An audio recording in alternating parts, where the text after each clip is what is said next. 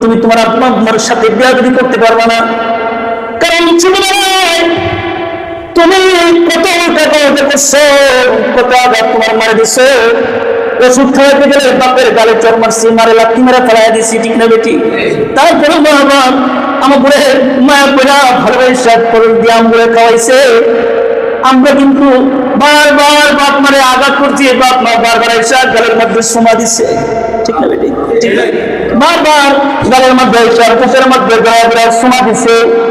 ছোটবেলায় বুঝি না হয় বাপ মারে কষ্ট বেশি, বৃদ্ধ হওয়ার পরে বাপ মা তারাও বুঝ করে না যা শিশু বাচ্চার মতো হয়ে যা। এই জন্য বলা ভয়, তখন তুমি একটু টাকা করে তাদের সাথে অন্যায় আচরণ করবে না। ছোটবেলায় তোমাকে যেভাবে আগের যত্ন করে তোমার মা বড় করছে, ওই দিকে যদি তুমি তাকাও, দুনিয়ার সব কিছু একদিকে থাকবে, মা বাবার ভালোবাসা তোমার অন্যদিকে থাকবে, ঠিক না বেটি? বাবার জন্য ভালোবাসাটা থাকবে সবচাইতে বেশি নির্ধারিত। বাবারে, এই যে বাপ মা থাকা অবস্থায় বাপ মার কদর আমরা বুঝি না, ঠিক না বেটি? বাপ মা আছে, বাপ মার কদর আমরা বুঝি না। আল্লাহ তাআলা কোরআনে কারীমে বলেছেন, ইম্মা ইয়াবলুগান্না ইনদাকাল কিবরা আহাদুহুমা আও কিলাহুমা ফালা তাকুল লাহুমা উফফিন ওয়ালা তানহারহুমা।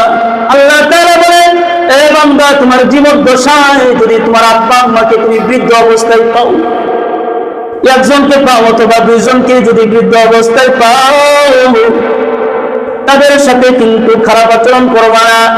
ওয়ালা তানহারহুমা, তাদেরকে ধমক দেওয়ার কথা বলবা না। ধমক তো দিবার দূরের কথা, তুমি সুউচ্চ কণ্ঠ করে কথা বলবা না। কারণ আজকে যে কণ্ঠ দিয়া তুমি তোমার মারে গালি দাও, তোমার বাপরে গালি দাও, এই কণ্ঠটা কিন্তু তোমার বাপ মা তোমারে শিখাইছে। কথা বলেন, ঠিক না বেরে?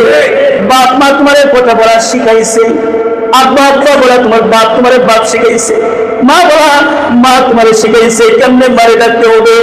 এই জন্য বলে যদি বৃদ্ধ হওয়া যায়, ওই যুবকের মারে আলাদা করে দিবি না।